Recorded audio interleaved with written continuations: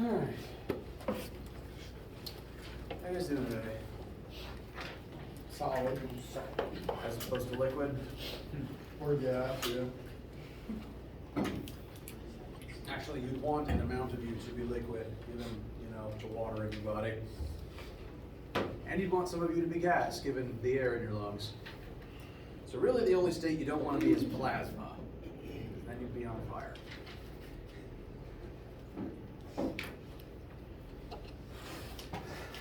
I guess I asked that already. Any questions about any possible thing before we get started today?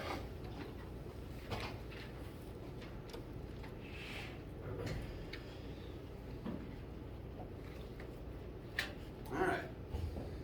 Well, last time we began our exploration of the concept of momentum. And all of the relevant formulas are currently on screen. The definition of momentum is similar to energy. It is this thing that matter can possess, and when matter possesses it, matter is moving. And when you have a lot of momentum, you are very hard to stop. Formula for momentum is momentum equals mass times velocity. Momentum is a vector. It inherits its vector direction from the velocity in this formula, which is to say if you're moving to the right, your momentum wants to keep you moving to the right. You can describe Newton's second law in terms of momentum, namely the change in momentum, and the change in momentum has its own vocab word name, that being impulse, abbreviated to lowercase j for reasons I still cannot fathom.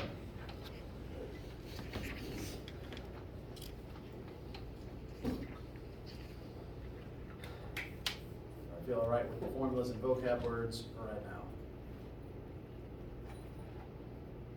All right. Well, we're going to continue working with momentum, and we're going to add on another concept before we start doing some sample questions today. Whoops.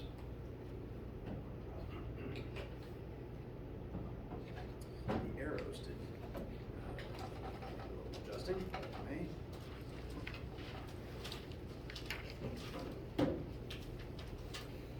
Better. All right.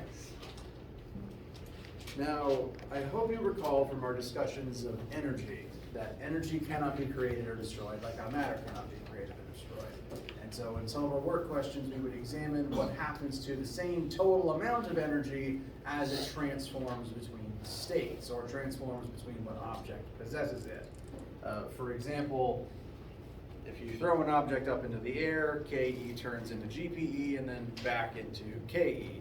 But the same energy total remains throughout that entire process, because more does not spontaneously come into existence and none of it ever goes away, it just turns into something else. Momentum, similar to how we've compared it to kinetic energy already, momentum is similar in this regard as well, in that momentum also cannot be destroyed. It has to go somewhere. And unlike energy, that has a lot of different forms it can occupy, you can turn the kinetic energy of a crash into, or just turn kinetic energy in general into GPE, you can turn it into electrical energy through like a water wheel or a generator or something. You can very easily turn it into heat, because friction loves to turn kinetic energy into heat. Energy has lots of different forms it can take, but momentum has only one form it can take, and that form is momentum. There's nothing else you can turn it into. And that's, so say you're involved in, like you're doing some sort of an experiment that involves some sort of a collision. That could include two sleds crashing into each other on an air track. That could include a crash test for a car. That could include a baseball bat hitting a baseball. Those are all physics, in terms of physics, examples of collisions. In all those scenarios, there's a certain total amount of momentum present in all parts of the system before impact, and that same total amount of momentum must remain in the system after the impact. But like energy, it can switch which object has it. To compare to the last example we did,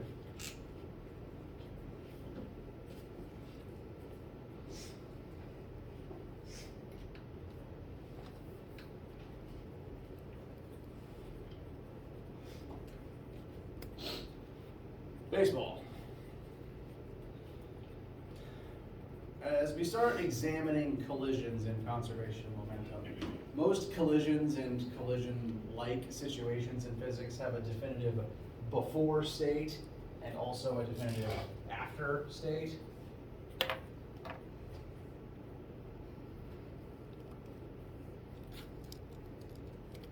When playing baseball, the before state of this collision has the bat going this way with a certain amount of momentum and the ball coming this way with a certain amount of momentum. The after state of the crash has the bat lose some momentum because when you swing it forward as hard as you can, it's moving at a specific speed, it's going to slow down when it hits the baseball because the bat has to sacrifice some of its momentum to give forward-facing momentum to the baseball, and that's why it turns around. So the total amount of momentum here across both objects, the sum of all initial momentums, will be equal to the sum of the momentums in this version as well. Whatever the total amount is here, the total will remain here as well. You just change the distribution of how much of it's in the bat versus how much of it's in the ball. Energy works similarly, but again, energy has lots of different forms that it can occupy. A collision can turn kinetic energy into all sorts of things, whereas again, momentum's kind of easier to track because it only has one form. You don't have to track how much of it turns into heat or anything because it can't turn into heat. It's always just momentum.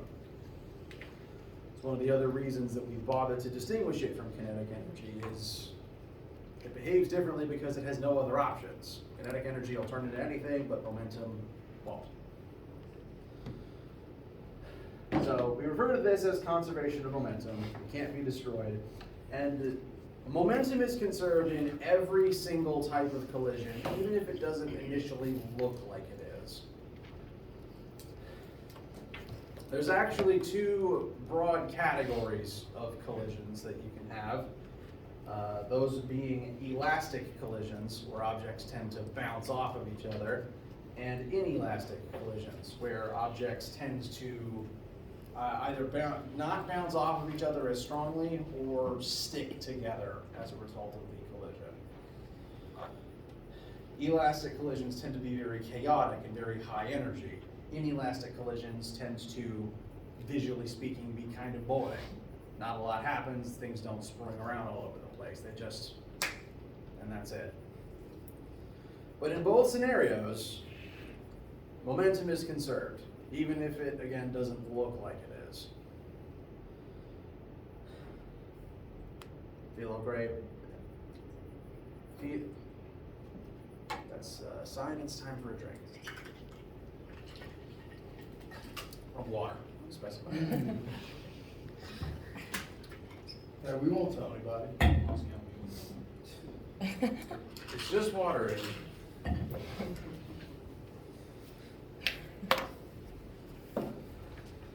No, I stumble over my words when I'm thirsty. How does this feel before we start applying it to some situations?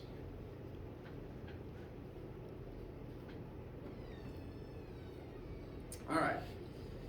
So we're going to look at a sample collision to observe what happens to the momentum in this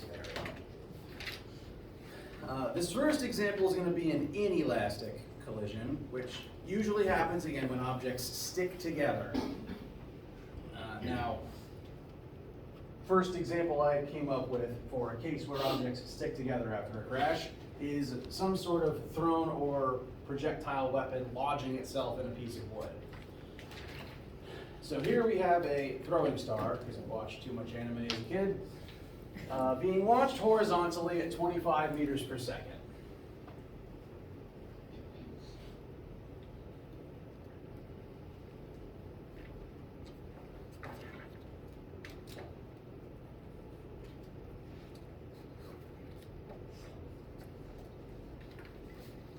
Start drawing my picture while explaining. We are launching this at 25 meters per second horizontally, and we are going to chuck it at a piece of wood. So I'm just imagining a log sitting on a fence post. Oh, that's solid.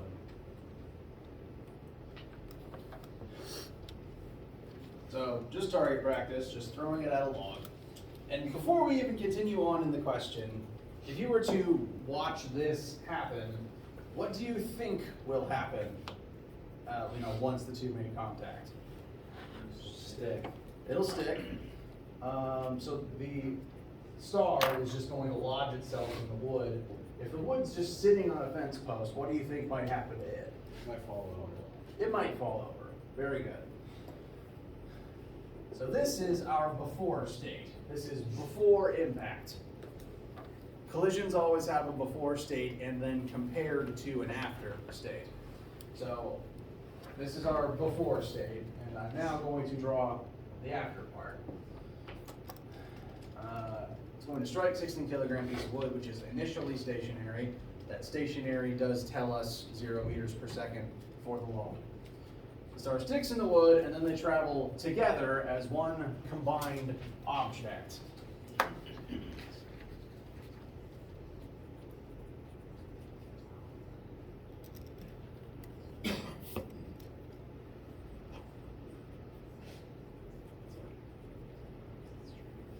So that is the now combined super object, and it, you are correct, is going to fall off the fence at some unknown final velocity. Now, before we even do any math, just examining the momentum involved in this scenario. In our before state, the throwing star is moving and the log is not. So, where is all the momentum in the before state? It's not a trick, I promise. It's not a throwing star. Throwing star. All the momentum currently in this system is within the star because the log itself isn't moving. Star is moving at 25, log is stationary initially, which gives it a velocity of 0. So initially, all the momentum here is in the star. Afterwards, and they stick together, the momentum of the star is now going to be shared across both objects. The star only brings in a certain amount of momentum. And now that it has stuck into the log, they have to share however much momentum the star brought in with it, because that's the only amount that they have access to. So all the momentum the star had is now going to be both shared between it and the log, and they combined are going to be moving much more slowly than the star was by itself. Star by itself could move pretty fast with its initial starting momentum because it has a very small mass, just 100 grams, 0.1 kilograms. The log is a lot more massive at 16 kilograms. And we know from the formula for momentum that if you put a decent amount of momentum into a very large object, it's not going to move very fast. This is why hitting a brick wall with a baseball does not cause the brick wall to move. It takes a lot of momentum to move something with the mass of a brick wall, and a baseball is not going to have that much momentum in it. So here, there's an okay amount of momentum in this baseball to get this small mass moving at this speed, but once that momentum's split across both objects, combined, they're not going to be moving very quick. So the star slows down a lot, and the log just gains enough speed to tip over. Does that mechanically sound like your experience with nature, with reality? All right, now we're going to prove how that works with numbers. Everyone's favorite part. So let me read the question all the way through again. 100 gram throwing star is launched horizontally at 25 meters per second. It strikes a 16 kilogram piece of wood, which is initially stationary. The star sticks in the wood, and then they travel together as one object. What is the velocity of the star-wood combined system after the star's impact? So we have our picture showing both the before state and the after state. I'll relist all of our variables off to the side here. We've got mass star, 100 grams. Velocity initial star, 25 meters per second. Mass log, 16 kilograms. Velocity initial log, 0 meters per second.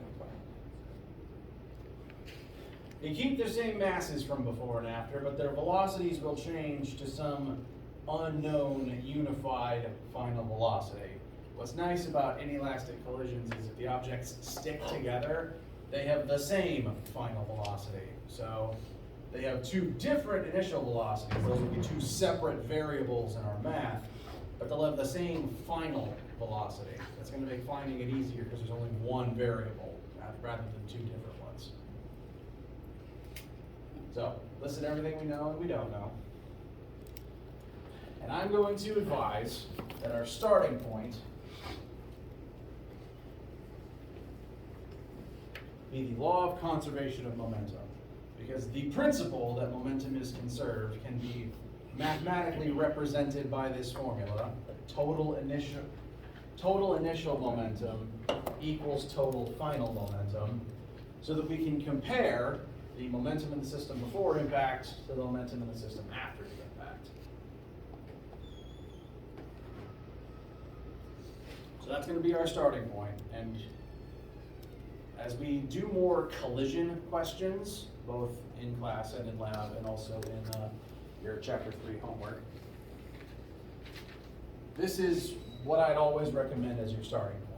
This is the official starting point of collision type questions. If two things are colliding, have a before and after state, comparing the initial momentum to the final momentum is usually where you want to begin.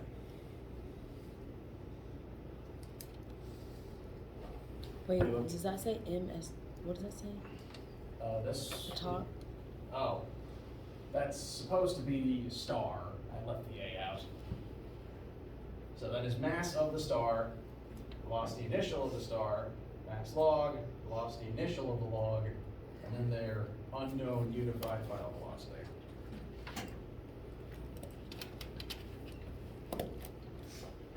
So, any thoughts on where to proceed from this starting point?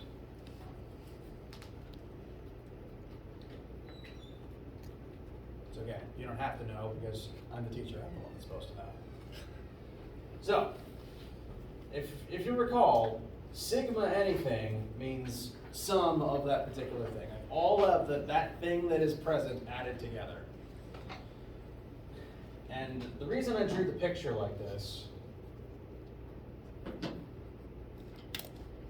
is to compare and set against each other all the momentum on this side, which is sigma momentum initial, equal to all the momentum on this side, sigma momentum final. So on each separate side, and I've specifically drawn it here in the middle to show this side is all the momentum here, we need to figure out all the momentum present on this side and add it together into this term. Now there's only two objects that are present, so there's only two places that momentum can be. So those two possible sources that could make up the sum of the initial momentum are the initial momentum of the star added to the initial momentum of the log. So this is momentum initial star, momentum initial log. Because those are the only two objects here. Those are the only two places momentum can possibly exist. Therefore, the total momentum present must be spread across the two of them. We need to figure out how much each one has to add together into that combined total. Now, I already mentioned, how much momentum does the log have right now? 0. It's not going to contribute anything. The star has all of it, but I think it's important to list this out for the sake of your notes and completeness sake. To get into the habit of thinking about the momentum of each object separately, even if one of them happens to be 0. So here on this initial side, we've got the momentum of the star, and that momentum will eventually be split across both objects after impact. Okay so far? All right. Now, those same two objects are present on the final side. And they'll have different amounts, or they will each, respectively, have different amounts of final momentum afterwards. So on the after part, two objects are still here. Their separate momentums will still add together into the total system momentum. So on the after side, the momentum final of the star would be added to the momentum final of the log.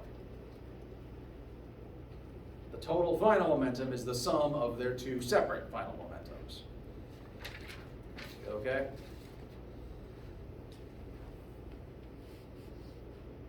All right. With this framework in place, we can now start plugging in, I don't know why I erased it, the formula for momentum and the various variables that we happen to know. How would we solve for the initial momentum of the throwing star?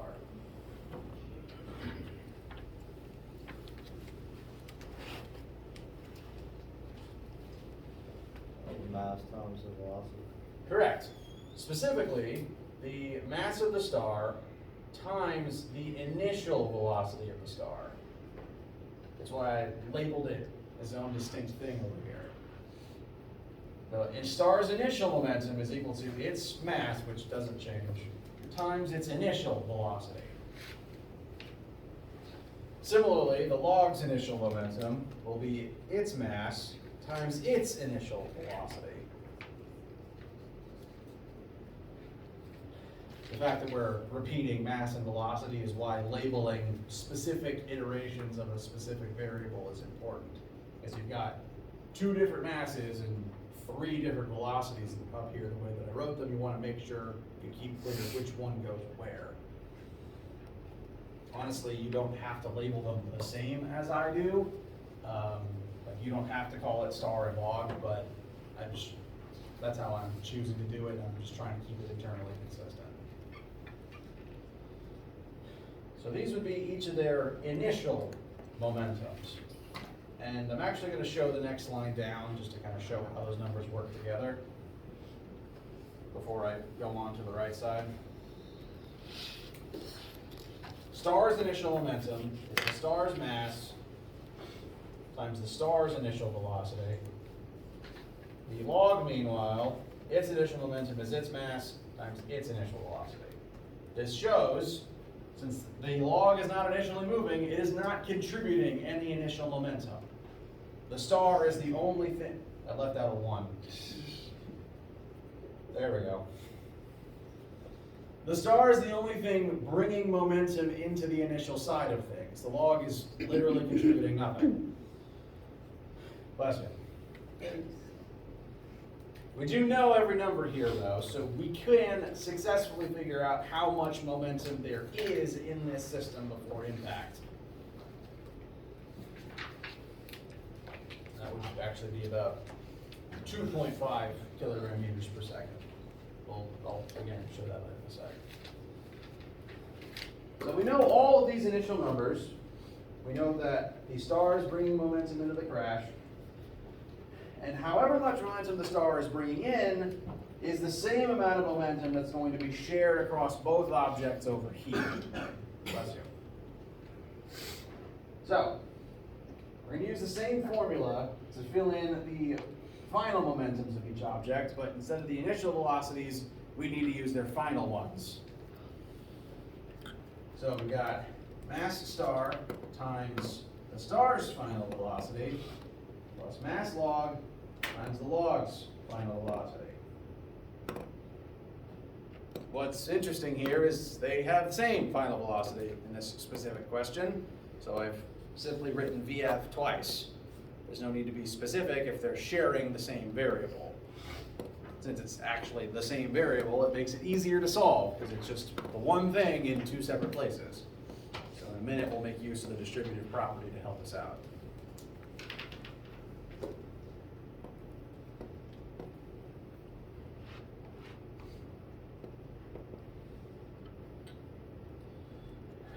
We're going to, again, start filling in the things that we know. We know their masses, but we don't know the final velocity yet. So next step, I'm just going to plug in those masses. which are unchanged.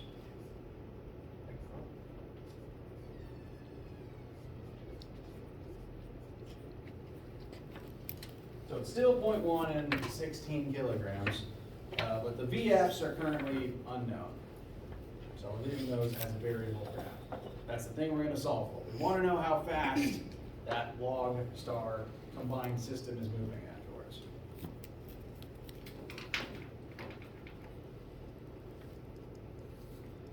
And after all of that expansion and plugging in of numbers, we're now at the point where VF is our only remaining unknown, and we can solve for it.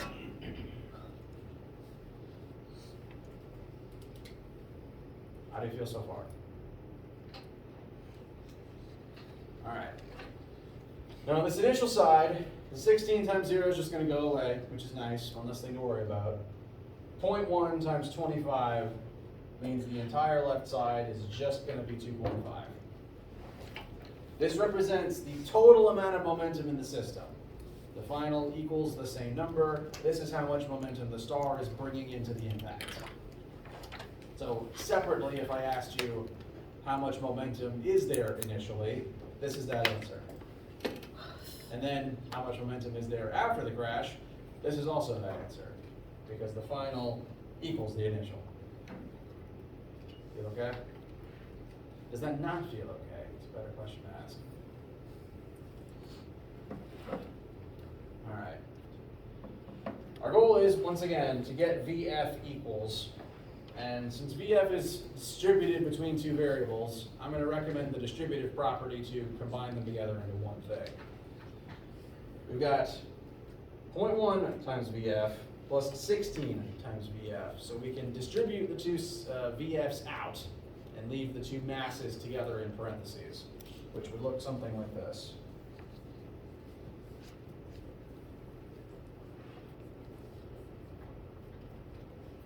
Sound familiar?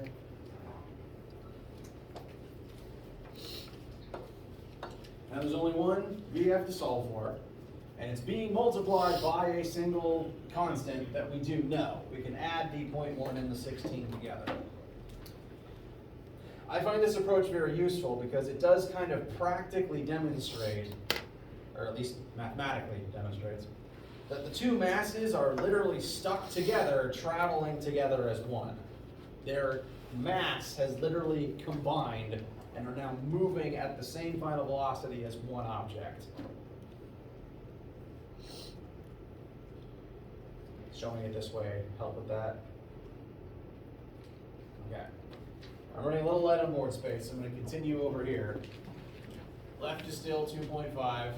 On the right, we now have VF times 16.1. If you add the 16 and the 0.1 together.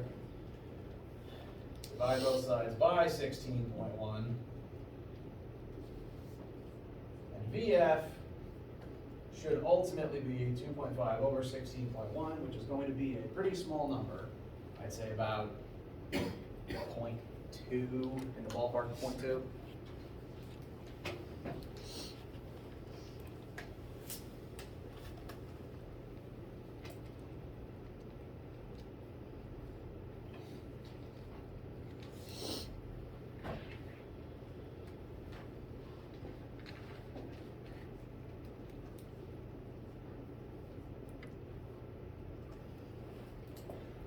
Math disagree with 0.155 approximately. All right. So this is the combined final speed of the two objects stuck together. So we've mathematically proven that when this star sinks into the wood, it's going to slow down a ton. It goes from 25 to 0.15. Meanwhile, the log speeds up from 0 to 0.15, which is just fast enough for it to drop over the fence post.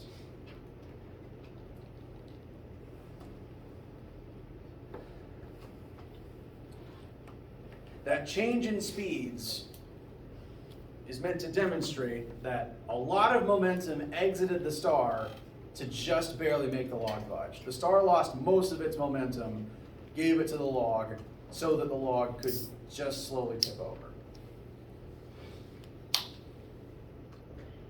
but the momentum was conserved. All 2.5, I almost said joules, 2.5 kilogram meters per second that the star brought in is still accounted for. It's just now spread across both the log and the star separately, stuck together, traveling as one.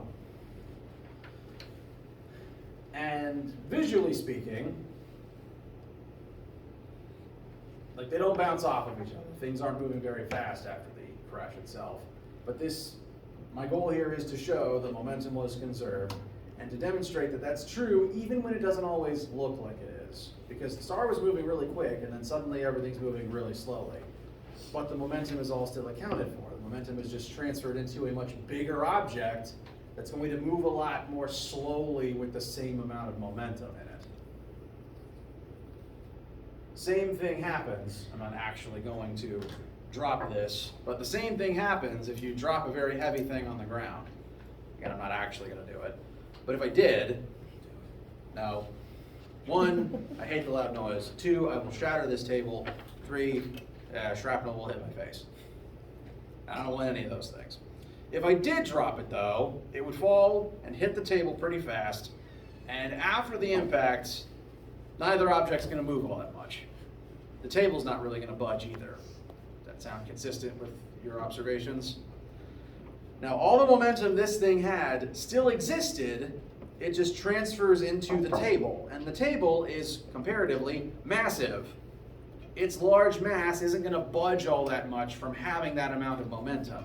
And then, even if the table does budge a little bit, it's going to transfer it into the next thing the table runs into, which is the floor, which is connected to the earth, which is really massive. So dropping things on the ground, momentum is still conserved, you're just transferring it into the biggest thing in our vicinity, which is, again, the earth, which is never going to budge from the momentum of dropping something on its surface. It's still conserved, it's just basically gone, as far as we can see it. But it's still conserved. Momentum's always conserved, even if the collision doesn't always make it seem like it is. Go all right? Okay.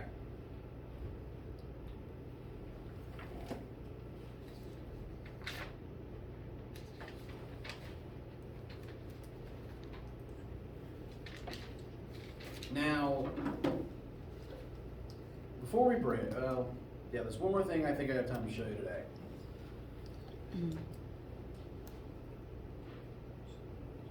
We've demonstrated here that the momentum was conserved, but we've been comparing momentum back to kinetic energy in a few specific ways as we've been talking about it. I want to now demonstrate another way that kinetic energy is different to momentum. And it's the fact that in this collision, momentum was conserved, but kinetic energy wasn't. I can do something similar in that I can try to calculate how much kinetic energy was in the system both before and after the crash. And at this point, we've figured out the masses and velocities of everything involved. Those are the same two things we need to calculate the kinetic energy. So, very quickly, I'm going to calculate the total initial kinetic energy and separately the total final kinetic energy.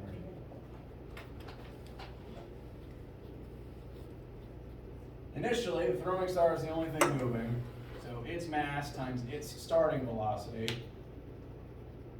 The initial amount of kinetic energy that the star had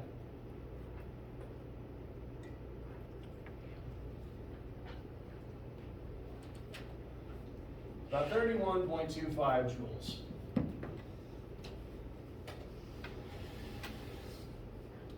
After the crash, meanwhile, the two combined masses, here I'm adding the two masses added together like we did in the momentum calculation. Those combined masses are now moving at 0.155 squared. And so, working this one out, the total final kinetic energy total is 0.9 joules.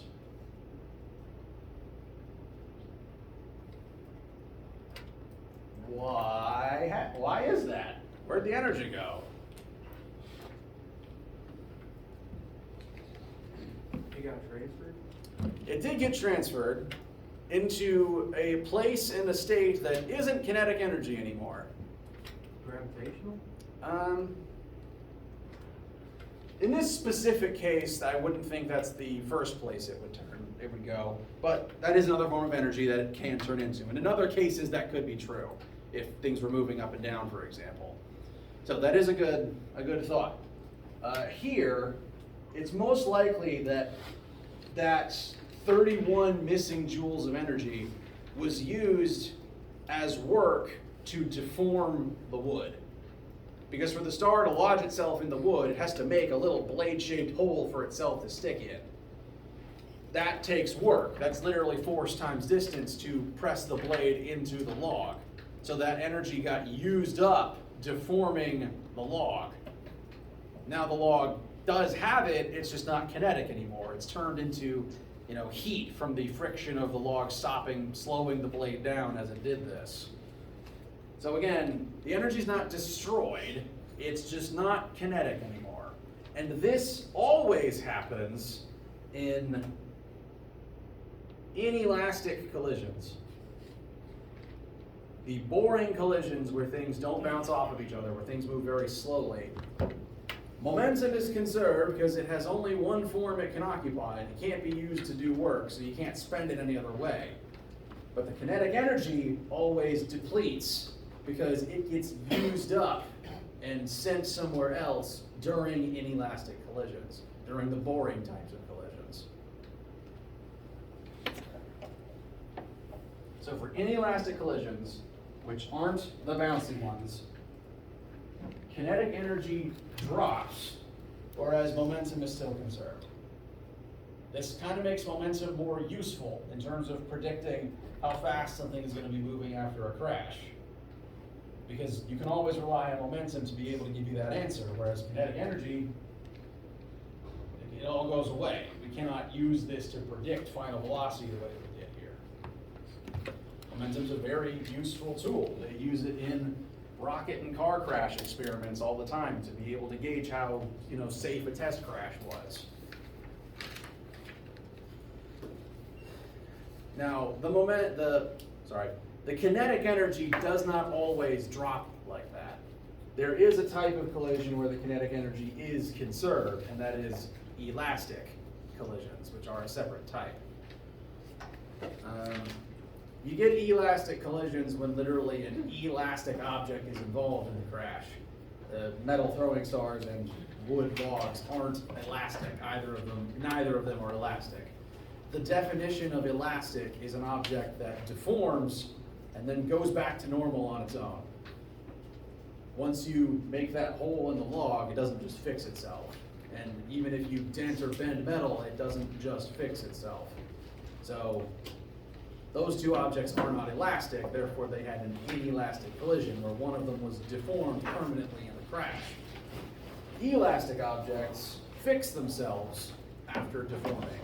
So all the 31 joules of energy that got spent up making this hole, if the wood was instead made of rubber, instead of just holding that energy, it could give it back when it goes back to its normal shape. Because if the star did the work of pressing itself into the wood has to stay that way for the star to stay there, but if the wood springs back to normal, it throws the star out and it gives all that energy back. Elastic objects allow you to keep all that kinetic energy you have, or at least more of it. This is the difference between dropping this inflexible 2 kilogram weight compared to dropping any sports ball. Those are elastic. They're designed to deform on impact, go back to normal, and spring off the floor because they tend to be rubber. And so, I'm not going to work out the full example, but one thing we'll do next time is demonstrate what happens in an elastic crash and why you don't want car crashes to be elastic. Because if these things crashed elastically, they're gonna spring off from each other at high speeds, and you don't want that. So we're gonna use this example to prove that mathematically next time. So as you're, say, looking over your chapter 3 homework, make sure to read for if it says a collision is elastic or inelastic. Because if it's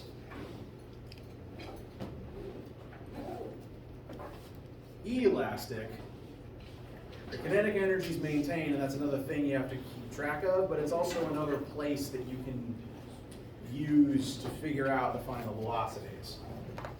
Because if kinetic energy is conserved in an elastic crash, you could do this, but with kinetic energy instead.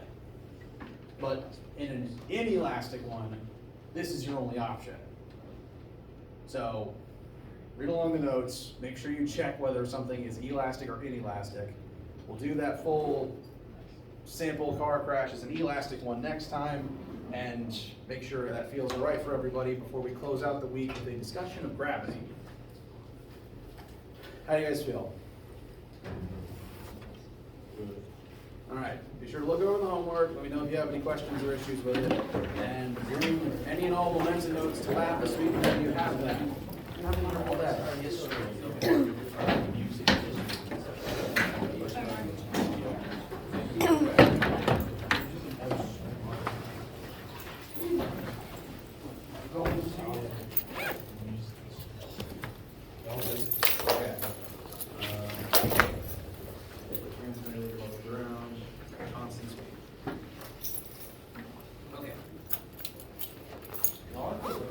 So,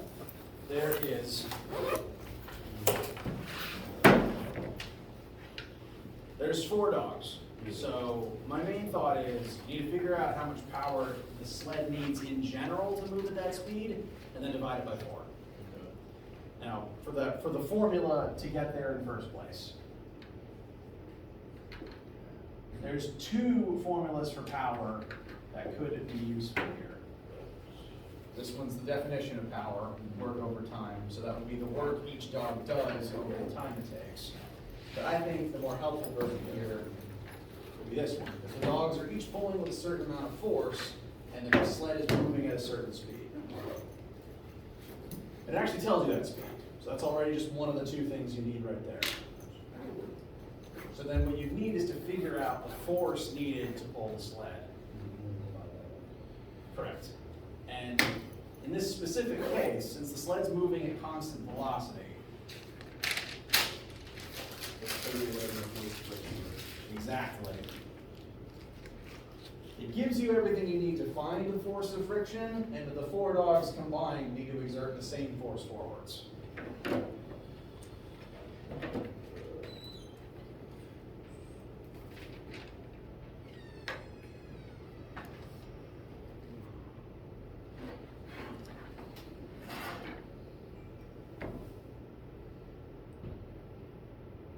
So it'd be 0.110 divided by 4 times 4. Not exactly, because that 0.11 isn't the force of friction, it's the coefficient of friction. So you need to multiply that 0.11 by the weight of the sled to figure out the force of friction, which then is the force the dogs would have to pull.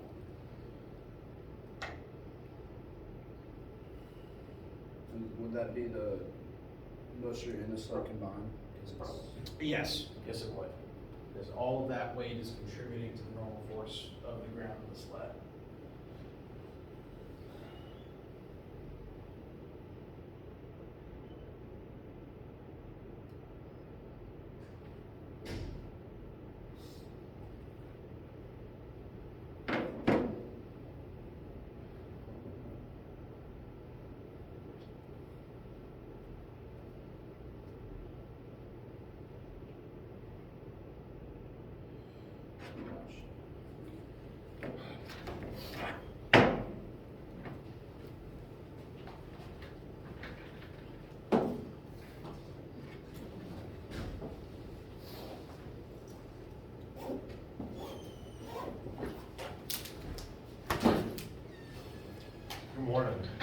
Good morning. How are you? Thirsty. Thankfully I have water for that. This is probably a very easy question to answer. For some reason, I've been struggling with this problem. I've read over it a couple times.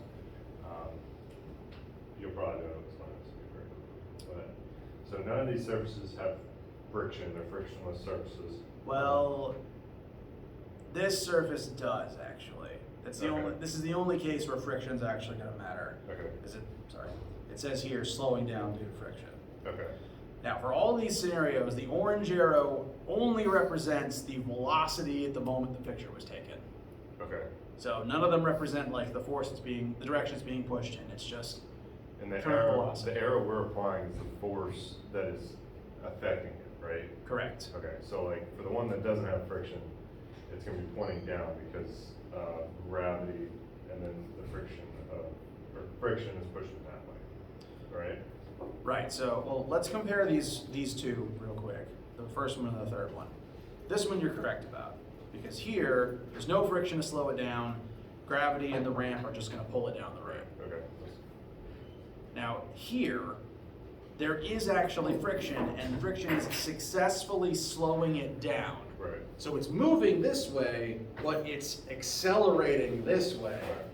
And the direction of acceleration is always the direction of net force. Okay, so this one should be opposite. Correct. Okay. And additionally, while we're talking about opposites, this one's flipped too. Okay. Because here, the plane's still frictionless, so you need to think about what direction the object is accelerating in. And if you shove something up a relatively slick ramp, sure, it will go up, but it slows down the whole time and then turns around. Yeah. Okay. So that makes sense with the frictionless. So that one's fine then, because there's no, it's frictionless, it's going that way, there's nothing that's gonna slow. Were you pointing at this one? Yeah. So this is an interesting case because block is sliding across a frictionless plane. Eventually doesn't- it'll slow down, but, Well, if there's no friction, it actually oh, I guess wouldn't. not. There's no friction to slow it down, and it doesn't even need any force to keep it moving forwards if there's nothing to slow it down. And in fact, Is this a space with, is this without gravity too? well, you can have gravity here, Okay. but the normal force from the table is opposing the gravity, and they will cancel out. So every force that is acting on that thing is canceling out, and the block is just gonna keep sliding forever until it hits something. So that would be 0. Exactly. It's not accelerating, net force is 0. This one would accelerate down due to gravity. They both would actually, sorry, they both There you would go. actually, because they're both projectiles in free fall. Even if one of them is moving upwards, they're still accelerating down the whole time. Okay. So like this one, obviously that's wrong because it's not going to accelerate to the side. It's going to go down, but it would be going down at an angle, right? Nope. It would just straight down. Yeah, because every time it's only asking about net force and net acceleration, and even if it's moving sideways, all projectiles are still only accelerating down. Okay. Cool. Thank you very much. You're welcome very much. Oh, I got my camera on. Hopefully it answered the question. Hopefully. That's why.